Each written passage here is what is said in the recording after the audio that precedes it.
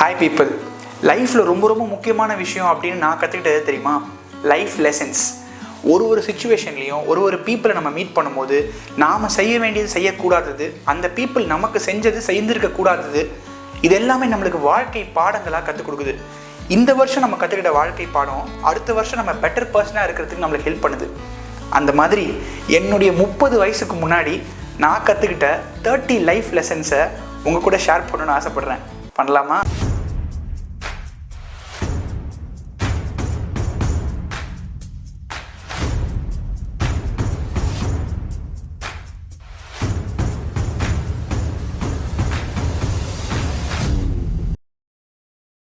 Lesson number 25. Life's milestones are not the same for everyone. வாழ்க்கையில் சில விஷயங்கள் எல்லாருக்கும் ஒரே மாதிரி இந்த காலகட்டத்திலலாம் நடக்கணும் அப்படின்னு நினைக்கிறது ரொம்ப தப்பு. இந்த எண்ணத்தினால பல பேரோட பர்சனல் லைஃப்லையும் ஃபேமிலிலையும் நம்ம சொசைட்டிலையும் ஏகப்பட்ட டிப்ரெஷன், ஏகப்பட்ட ப்ராப்ளம்ஸ். ஏன்னா ஐயோ எனக்கு இது நடக்கலையே, அவங்களுக்கு இது நடந்துருச்சே, இந்த வயசுக்குள்ளே இது பண்ணணுமே, அதை நான் பண்ணலையே, நான் இந்நேரத்துக்கு நான் வேலைக்கு போயிருக்கணுமே, இந்நேரத்துக்கு நான் இவ்வளோ சம்பாதிச்சிருக்கணுமே, இந்நேரத்துக்கு இந்த விஷயத்தை நான் அக்கம்ப்ளிஷ் பண்ணியிருக்கணுமே அப்படின்னு அன்னெசரி ப்ரெஷர். லைஃப் அதுக்காக கிடையாது. இந்த உலகத்தில் பல வருஷமாக மனுஷங்க வாழ்ந்துட்டு இருக்கும் போது ஏகப்பட்ட கல்ச்சுரல் நார்ம்ஸ், சொசைட்டல் ப்ரெஷர்னால இது பண்ணி ஆகணும் அப்படின்னு ஏதோ ஒரு ஃப்ரேம் ஒர்க்கில் தான் வாழ்ந்துட்டு இருக்கோம் ஏற்கனவே. அதில் எல்லாரும் அவங்கவுங்களால முடிஞ்ச எஃபர்ட்டை போட்டு, ஹார்ட் ஒர்க் போட்டு வாழ்க்கையில் மேலே வரதான் ஆசைப்படுறாங்க. அதையும் மீறி நம்ம எவ்வளோ வெற்றி அடைகிறோம், நம்மளுக்கு எதெல்லாம் கிடைக்குது, நம்ம வாழ்க்கையில் எதெல்லாம் நடக்குது அப்படின்றத நிர்ணயிக்கிறது நம்ம கையில் இல்லை. நாம் என்ன பண்ணணுமோ அதை பண்ணிகிட்டே போவோம். எல்லாருக்கும் இந்த காலகட்டத்தில் இது நடக்கணும், அது நடக்கணும் நம்ம நினச்சி நம்மளை ப்ரெஷர் பண்ணாமல் நம்ம லைஃப் பாத்தில் எது கரெக்டோ அதை பண்ணிட்டு போயிட்டே இருந்தோம்னா மீதி விஷயங்களை லைஃபே பார்த்துக்கும். இந்த பெர்ஸ்பெக்டிவ் எனக்கு வந்ததுக்கப்புறம் லைஃப்பை நிதானமாக வாழ நான் கற்றுக்கிட்டேன். ஒரு வழியாக என்னுடைய 30 இயர்ஸ்க்குள்ளே நான் கற்றுக்கிட்டேன், life's milestones are not the same for every one. Lesson number 24. Your age doesn't portray your wisdom. நீங்கள் எவ்வளோ வயசானவங்கன்றது, நீங்கள் எவ்வளோ ஞானமானவங்கன்றதுக்கான அர்த்தம் கிடையாது. என் லைஃப்பில் நான் மறுபடியும் கஷ்டப்பட்டு கற்றுக்கிட்ட ஒரு லைஃப் லெசன் என்னென்னா, ஒருத்தவங்க எவ்வளோ வயசானவங்களாக இருந்தாலும் அவங்கள ரெஸ்பெக்ட் பண்ணலாமே தவிர, இத்தனை வருஷம் அவங்க உலகத்தில் பல விஷயங்களை பார்த்து பல எக்ஸ்பீரியன்ஸை க்ராஸ் பண்ணி நம்ம லைஃப்லாம் தாண்டி அவங்க வாழ்ந்திருக்காங்கன்றதுக்காக அவங்களுக்கு மரியாதையும் அன்பும் செலுத்தலாமே தவிர, அவ்வளோ வயசானவங்கன்றதுனால அவங்க செய்கிறது எல்லாமே கரெக்டு, அவங்க சொன்னால் கரெக்டாக தான் இருக்கும், அவங்களுக்கு தெரியாதது ஒன்றும் இல்லை, அவங்க ரொம்ப ஞானமானவங்கன்றது ரொம்ப தப்பு. நான் என் வயசில் இருக்கவங்களையும் சரி, என்னோட வயசு கீழே இருக்கவங்களும் சரி, ரொம்ப இன்டெலிஜென்ட்டாக, ரொம்ப வைஸாக பேசி தங்கள் லைஃப் டெசிஷன்ஸை இந்த வயசுலேயே பக்காவாக எடுக்கிற பீப்புளையும் நான் பார்த்துருக்கேன்.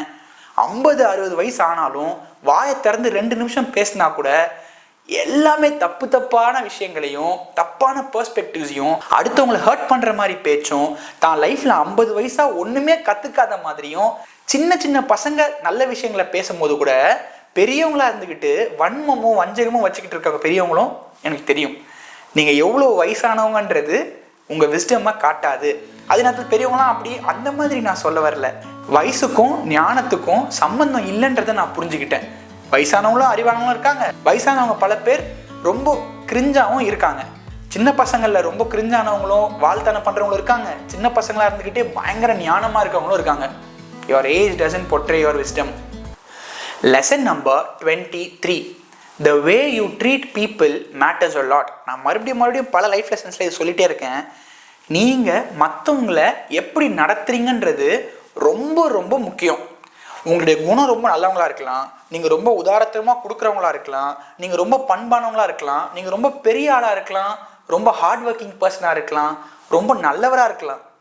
ஆனால் ஒரு இடத்துல இருக்கும்போது இன்னொருத்தரை, அவங்க யாராக இருந்தாலும் சரி, அவங்ககிட்ட நீங்கள் எப்படி பேசுகிறீங்க, அவங்க சொல்கிறது நீங்கள் எப்படி கவனிக்கிறீங்க, அவங்ககிட்ட எவ்வளோ பண்பாக இருக்கீங்க, அவங்க ஃபேஸை பார்த்து நீங்கள் சிரிக்கிறீங்களா, இதெல்லாம் ரொம்ப முக்கியம். நான் பல பேரை பார்த்துருக்கேன், ரொம்ப நல்லவங்கன்னு பேர் வாங்கினவங்களா இருப்பாங்க, சொசைட்டியில் செலிபிரிட்டியாக இருப்பாங்க, நான் யாரை சொல்கிறேன்னு உங்களுக்கு கூட சில பேர் தெரியும், ரொம்ப உயரத்தில் இருப்பாங்க.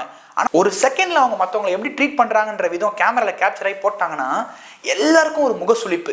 இவ்வளோ பெரிய ஆள் இப்படி பேசிட்டாரே, இவ்வளோ பெரிய ஆள் அந்த பெருக்கிறவங்களை பார்த்துச்சு போ அப்படின்னு தள்ளி விட்டாரே, அவர் ரொம்ப நல்லதாக இருக்கலாம், அந்த இடத்துல அவங்க அவரை கோவப்படுத்திருக்கலாம். ஆனால் எது ரொம்ப முக்கியம் அப்படின்னா, உங்களுக்கு எவ்வளோ கோவம் வரும்போதும் நீங்கள் எவ்வளோ பெரிய ஆளாக இருந்தாலும் அடுத்தவங்களை எப்படி ட்ரீட் பண்ணுறீங்கன்றது ரொம்ப ரொம்ப முக்கியம். அதுக்கு காசு பணம்லாம் தேவையில்லை. ஒரு சிரிப்போட, ஒரு அன்போட அடுத்தவங்க கிட்ட பேசும்போது நம்ம எப்படி அவங்கள ட்ரீட் பண்ணுறோம், அவங்கள ரெஸ்பெக்ட்ஃபுல்லாக ட்ரீட் பண்ணுறோமா, அவங்களுக்கு ரொம்ப காசு கம்மியானவங்களா இருந்தாலும், ஏன் நம்ம ரோட்டில் போகும்போது நம்ம கிட்ட வந்து கையேந்தி நிற்கிறவங்க கிட்ட கூட நம்ம அவங்க மூஞ்ச பார்த்து முறைச்சிச்சு தள்ளிப்போன்னு சொல்கிறோமா, இல்லை எவ்வளோ பக்குவமாக அவங்களுக்கு சொல்கிறோம். இந்த விஷயங்கள் ஏன் ஒரு லைஃப் லெசனாக நான் சொல்கிறேன் அப்படின்னா, வாழ்க்கையில் நம்ம இந்த உலகத்தில் வாழ்கிறதே மக்கள் கூட தான். அடுத்தவங்களை நம்ம எப்படி ட்ரீட் பண்ணுறோம், யாராக இருந்தாலும் நம்ம ஃபேமிலியோ நமக்கு தெரியாதவங்களோ தெரிஞ்சவங்களோ, அதுதான் நம்ம மனசுக்குள்ளே நம்ம எப்படிப்பட்டவன்றதை காட்டுது. ஒரு வழியாக என் 30 இயர்ஸ்க்குள்ளே நான் கற்றுக்கிட்டேன், the way you treat others matters a lot. Lesson number 22, politics and economy plays a big role in my life. இதுவுமே எத்தனை பேர் மிடில் கிளாஸ் ஃபேமிலிஸில் நம்ம இந்தியன் கல்ச்சரில் கற்றுக் கொடுக்குறாங்க, இல்லை ஸ்கூல் காலேஜில் கற்றுக் கொடுக்குறாங்கன்னு தெரியல. ஆனால் ஒரு வழியாக என்னோட 30 இயர்ஸ்க்குள்ளே நான் கற்றுக்கிட்டேன், அரசியலும் இந்த உலகத்தில் பொருளாதாரமும் என் வாழ்க்கையில் பெரும் பங்கு வகிக்குது. எப்படி ஒரு கவர்மெண்ட் ஒரு நாட்டில் தன்னுடைய மக்களை பார்த்துக்கிறாங்க, டாக்ஸஸ் எவ்வளோ உயருது கீழே வருது, எப்படி விலைவாசிலாம் ஏறுது இறங்குது, எப்படி ஒரு ஏரியாவில் லா அண்ட் ஆர்டர் மொராலிட்டி எந்த அளவுக்கு அக்கிரமம் தலை தூக்குதா, இல்லை என் நாட்டில் நல்லது நடக்குதா, இதெல்லாம் பொறுத்து தான் என்னுடைய ஏரியா, என்னுடைய வீடு, என்னுடைய மனசு மாறுது. இந்த உலகத்தில் எப்படி ஒரு அதிபர், ஒரு பெரிய நாட்டின் அதிபர் ஏதாவது புது திட்டத்தை கொண்டு வராருன்னா, அந்த திட்டத்தினால என் நாட்டில் இருக்க விலைவாசி ஏறுது குறையுது, லோன் விஷயங்கள் மாறுது, டேக்ஸ் விஷயங்கள் மாறுது. இதனால என் லைஃப்பில் எனக்கு விலைவாசி ப்ராப்ளம் வருது, என் வேலையில் கஷ்டம் வருது, ரிசெஷன் வருது, வேலையை விட்டு தூக்குறாங்க, என்னென்னமும் நடக்குது. அப்போது நம்ம நாட்டை ஆள்றது யாரு, நம்ம எப்படிப்பட்ட பீப்புளை சூஸ் பண்ணணும், நம்ம ஏரியாவில் எப்படிப்பட்ட லீடர்ஸ் இருக்கணும், அங்கே ஆரம்பித்து இந்த வேர்ல்டு லீடர்ஸ் யார் யார் என்னென்ன பண்ணுறாங்க, அவங்க எப்படி இந்த எக்கானமியை இந்த உலகத்தோட பொருளாதாரத்தில் எப்படி கையாளுறாங்க, அதனால இன்னும் 10 வருஷம் கழிச்சு, இன்னும் 20 வருஷம் கழிச்சு எனக்கு என்னெல்லாம் ப்ராப்ளம் வரலாம், என் ஃபேமிலிக்கு என்னெல்லாம் ப்ராப்ளம் வரலாம், என் கண்ட்ரிக்கு என்னெல்லாம் ப்ராப்ளம் வரலாம் அப்படின்றதெல்லாம் யோசிச்சாதான் நாம் இந்த காம்படிட்டிவ் வேர்ல்டில் ஒரு சக்ஸஸ்ஃபுல்லான லைஃபோ இல்லை ஒரு சேஃபான லைஃபோ வாழ முடியும். அட்லீஸ்ட் அப்படி வாழ முடியலனாலும் என் லைஃப்பில் வர ப்ராப்ளம்ஸ் எதனால வருது, இந்த விலைவாசி பிரச்சனை, இந்த காசு பிரச்சனை எனக்கு திடீர்னு ஏன் வந்துச்சு, ஏன் கொஞ்சம் வருஷமாகவே நம்மளுக்கு இந்த பண பிரச்சனையோ இந்த ஒரு மென்டல் ஸ்டேட் நம்மளுக்கு இப்படி மாறினது என்ன காரணன்றதை யோசிச்சு பார்க்கும்போது அதுக்கு பின்னாடி இந்த உலக அரசியலும் இந்த உலகத்தில் இருக்க எக்கானமியும் ஒரு பெரிய ரோல் ப்ளே பண்ணுது அப்படின்றத தெரிஞ்சுக்கிட்டோன்னா நம்ம மனசில் அதுக்கேற்ற என்ன ஸ்டெப்ஸ் எடுக்கலான்ற ஒரு கிளாரிட்டியாச்சும் கிடைக்கும். Politics and economy plays a big role in my life. Lesson number 21, respecting your roots and your soil is your responsibility. இது வந்து ஒரு எமோஷ்னலான ஒரு லைஃப் லெசன்னு சொல்லலாம். இந்த லைஃப் லெசன்னால உனக்கு என்னடா அப்படி கிடைச்சிச்சு, வாழ்க்கை பாடமா இது அப்படின்னு கேட்டிங்கன்னா, சின்ன வயசுலேருந்து இந்த உலகத்தை, பீப்புளை, எல்லாரோட லைஃப் ஸ்டைல்லாம் பார்க்கும்போது ஒரு முக்கியமான விஷயத்த பல பேர் ரொம்ப கேர்லெஸ்ஸாக எடுத்துக்கிறாங்களோ, சில பேர் ரொம்ப ரொம்ப அதை லெத்தார்ஜிக்காக எடுத்து வேஸ்ட் பண்ணுறாங்களோ, அதை வந்து அப்யூஸ் பண்ணுறாங்களோ அப்படின்னு தோணுச்சு. அதுதான் என்னென்னா, நம்மளுடைய ரூட்ஸ், நம்மளுடைய மண். இதுவும் நான் போன பாயிண்டில் சொன்ன மாதிரி பாலிடிக்ஸ் சம்மந்தப்பட்டது. எப்போ ஒரு மனுஷன் தான் பிறந்து வளர்ந்த அந்த வேர், அவங்களுடைய சந்ததி, அவங்களுடைய ஜென்ரேஷன் எப்படிப்பட்டவங்க, அவங்க எந்த இடத்துலேருந்து வந்திருக்காங்க, அவங்க எப்படிப்பட்ட மக்கள், அது போக எந்த மண்ணில் நம்ம பிறந்திருக்கோம், எந்த மண் கலாச்சாரத்தை நம்ம வளர்கிறோம், எப்படிப்பட்ட மக்கள் நம்ம சுற்றி இருக்காங்க, நாம் யாருன்றதெல்லாம் மறந்து போய் அதை ஒரு பொருட்டாக நினைக்காம டெக்னாலஜி அதுன்னு வளரும் போது அதில் வளர்றது தப்பு கிடையாது. ஆனால் பல விஷயங்கள் புது புது விஷயங்களை பண்ணுறேன்னு சொல்லி தன்னுடைய மண்ணையும் தன்னுடைய ரூட்ஸ் தன்னுடைய வேரையும் மறந்து திரியும் போது ஒரு பெரிய பார்ட் அவன் லைஃப்பில் அவன் ஆஃப் பண்ணி வச்சிட்ட மாதிரி எனக்கு ஃபீல் ஆகுது. இதனால அவங்க என்ன இழக்கிறாங்க, அவங்க என்ன கெயின் பண்ணுறாங்கன்றதெல்லாம் நான் பேச வரல. அதெல்லாம் பாலிடிக்ஸ், அவங்கவுங்க லைஃப்பில் அவங்க பர்சனலாக கவனிக்க வேண்டியது.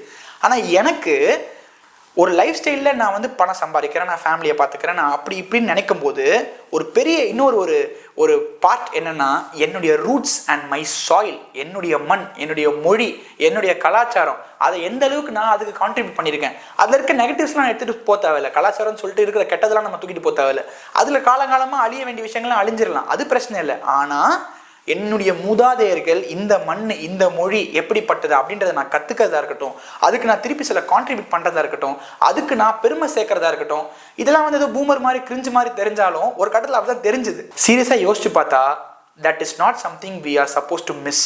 எப்படிப்பட்ட உயரத்துக்கு போனாலும், எங்கே நம்ம லைஃப்பை வாழ்னாலும், நான் யார், எந்த மொழி, எந்த கலாச்சாரத்துலேருந்து நான் வந்தவன், அதில் என்னெல்லாம் அடாப்ட் பண்ணிக்கிட்டேன், புதுசாக நான் மாற்றிக்கிட்டேன்றது போக, ஆனாலும் நான் கடவுள் என்னை அந்த நாட்டில், அந்த ஊரில், அந்த குடும்பத்துக்கு அப்படி பிறக்க வச்சதுனால அதுதான் நான் நான் இன்னைக்கு அவங்களுக்கு பெருமை சேர்க்கணும் அப்படின்ற ஒரு மென்டாலிட்டி நமக்குள்ளே வந்துச்சு அப்படின்னா நம்ம லைஃப்பில் பல பெர்ஸ்பெக்டிவ்ஸ் மாறும். எக்ஸ்ட்ரா ரெஸ்பான்சிபிலிட்டியோட நம்ம வாழ்வோம் அப்படின்றதையும் நான் கற்றுக்கிட்டேன். Respecting your roots and your soil is your responsibility. இதே மாதிரி இன்னும் முக்கியமான இன்ட்ரெஸ்டிங்கான நிறைய லைஃப் லெசன்ஸ் இருக்குது. Stay tuned. பை.